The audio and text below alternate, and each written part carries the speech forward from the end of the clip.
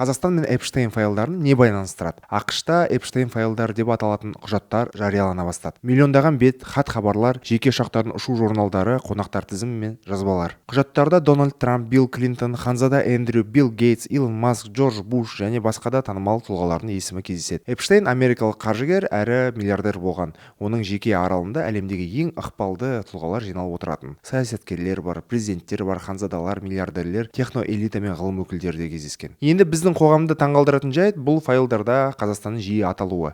400-ден астам рет. Құжаттарда кездесулер, ұшулар, жоғары лауазымды шенеуніктермен байланыстар туралы айтылады. Сондай-ақ бұрынғы премьер-министр Кәрім Мәсімовтің есімі, құпия қыз және дипломатиялық қатынастар туралы деректер бар. Эпштейннің өзі 2008 жылы кәмелетке толмаған қыз баланы жезөкшелікке тартқан үшін кінәсін мойындаған. 2019 жылы ол адам саудасы бойынша қайта қамауға алынған. Алайда сот үкімі шықпай тұрып, ол түрмеде қайтыс болған. Ресми нұсқа суицид. Файлдар әлі де жарияланып жатыр. Көптеген құжат жабық немесе қатты редакцияланған күйде қалып қойып жатыр. Стэнли Кубриктің Eyes Wide Shut фильмі есіңізде ме? Бұл фильмде бір жасырын элитадан тұратын орден, құпия жиналыстар көрсетіледі. Фильм шыққаннан кейін көп ұзамай Кубрик кенет қайтыс болды. Содан бері ол тым көп нәрсені ашып көрсетті деген қастандық теориясы айтылып келеді. Ал басты сұрақ әлі де ашық. Бұл ықпалды тұлғалар арасындағы жай ғана үстіртін таныстық па, әлде Кубрик жылдар бұрын ескерткен құпия жүйе ме?